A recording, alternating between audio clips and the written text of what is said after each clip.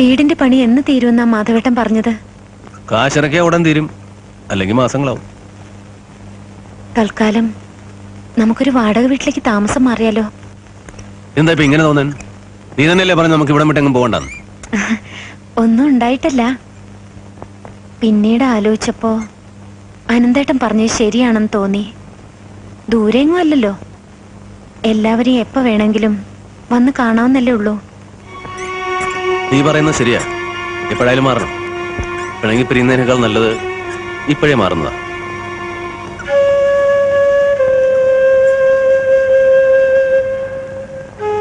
എനിക്കറിയാം, ഒത്തിരി സഹിക്കുന്നുണ്ടല്ലേ.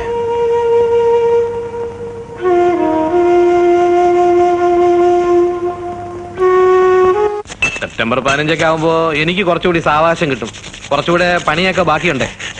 വേണ്ട, ആഗസ്റ്റിൽ തന്നെ വേണം. കാണുന്നവരോടൊക്കെ ഞാൻ അഭിമാനത്തോട് പറയുമായിരുന്നു എന്റെ മക്കളുടെ ഒരുമയെക്കുറിച്ച്, യോജിപ്പിനെ കുറിച്ച്. ഈശ്വരന് അത് ഇഷ്ടമായില്ലെന്ന് തോന്നുന്നു. ഇന്ന് എന്റെ മക്കൾ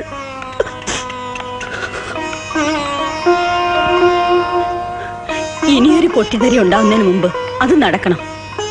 പാലുകാഴ്ച ഒരു ദിവസം മുമ്പായാൽ അത്രയും നല്ലത്.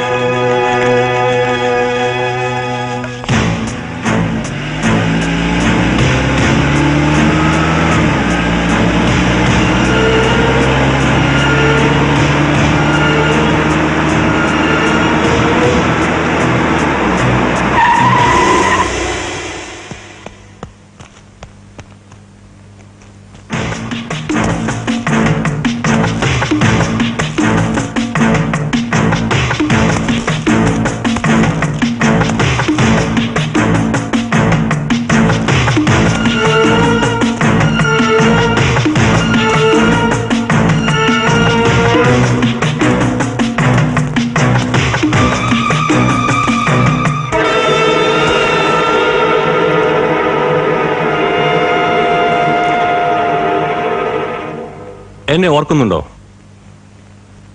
മനസ്സിലായില്ല. 6-7 വർഷം മുമ്പ് കണ്ട മുഖമാണെങ്കിലും അത്ര പെട്ടെന്ന് മറക്കുവോ? ഇപ്പൊ നോക്കൂ. അന്ന് ഡോക്ടർ സിവിൽ സർജൻ ആയിരുന്നു കണ്ണൂരിൽ. ഒരു ദിവസം കോട്ടേഴ്സിൽ ഞാൻ സാറിനെ തേടി വന്നിരുന്നു.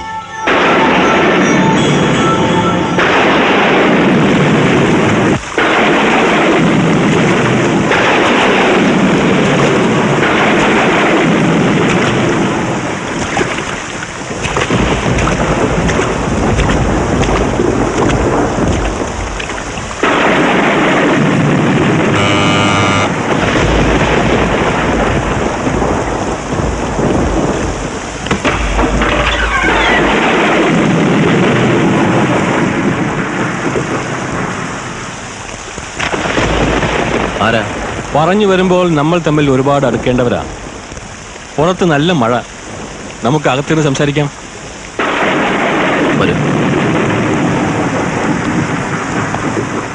ഈ രാത്രി തന്നെ വന്ന് ബുദ്ധിമുട്ടിക്കണമെന്ന് വിചാരിച്ചതല്ല, പക്ഷെ എന്ത് ചെയ്യാം, ആവശ്യം എന്റേതായി പോയില്ലേ.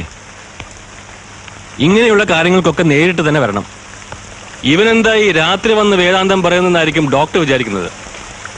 അത്രയ്ക്കും ആവശ്യമായതുകൊണ്ടാണ്.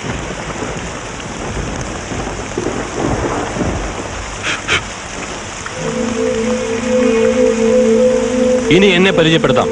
Abraham, Idicula Abraham. രാവിലെ ഞാൻ ഫോൺ ചെയ്തിരുന്നു. ഇപ്പോ അനന്തൻ സാറിന് മനസ്സിലായി കാണുമല്ലോ എന്റെ വരവിന്റെ ഉദ്ദേശം. മനസ്സിലായി, ശരിക്കും മനസ്സിലായി. ഫോണിൽ കൂടെ തന്നെ മറുപടിയും പറഞ്ഞിരുന്നതാണല്ലോ. അതെ, ഫോണിൽ കൂടെ ഒരു തീരുമാനം എടുക്കാൻ കഴിയില്ലെന്നറിയാം. അതുകൊണ്ടല്ലേ നേരിട്ട് വന്നത്. ഒരു കയ്യബദ്ധം പറ്റിയതാ സാറേ. അവളീ നാട്ടിലെ മഹാപ്പിഴയാ.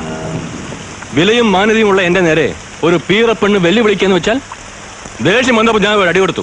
ദേ കിടക്കുന്നു ചത്തു പണ്ടാരം. ആ നശിച്ച പെണ്ണ് കാരണം ഞാൻ കുടുങ്ങിയില്ലേ.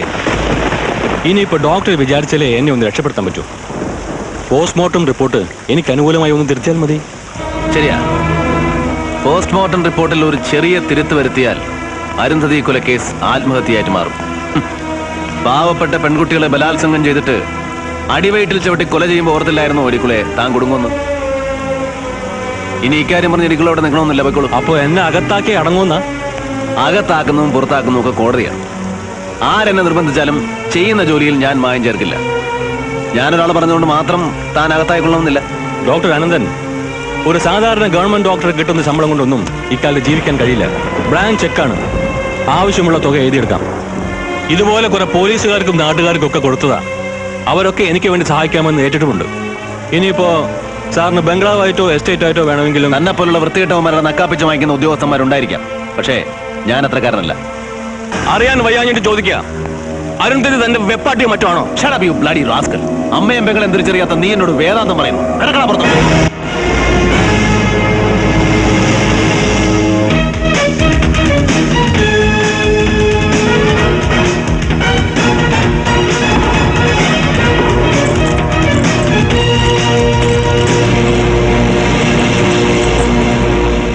കാത്തിരുന്നു, ഞാൻ വരും നിന്നെ കാണാൻ. നിന്നെ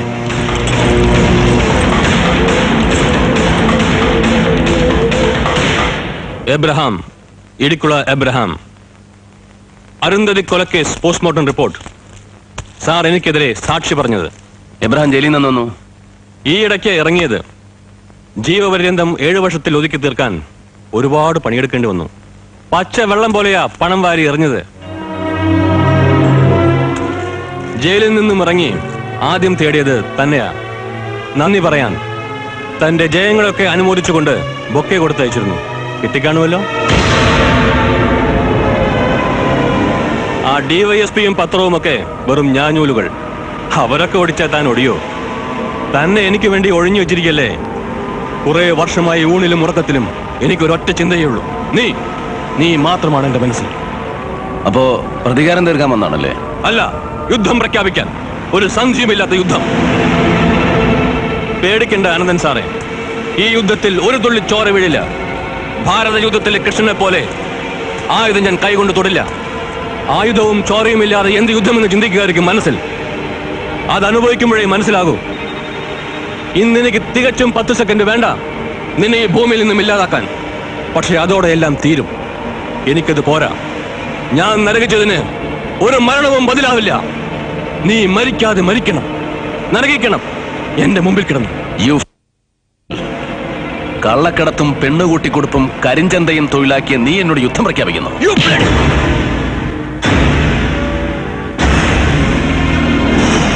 10 സെക്കൻഡ് അല്ല, 10 മണിക്കൂർ നിന്റെ മുമ്പിൽ ഈ നിൽപ്പ് ഞാൻ നിന്ന് തരാം.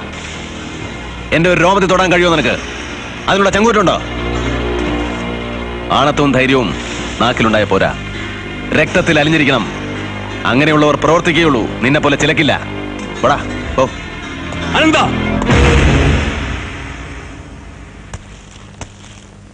ഇതിൽ കൂടുതൽ നീ പറഞ്ഞാലും ഞാൻ കേട്ടു നിൽക്കും.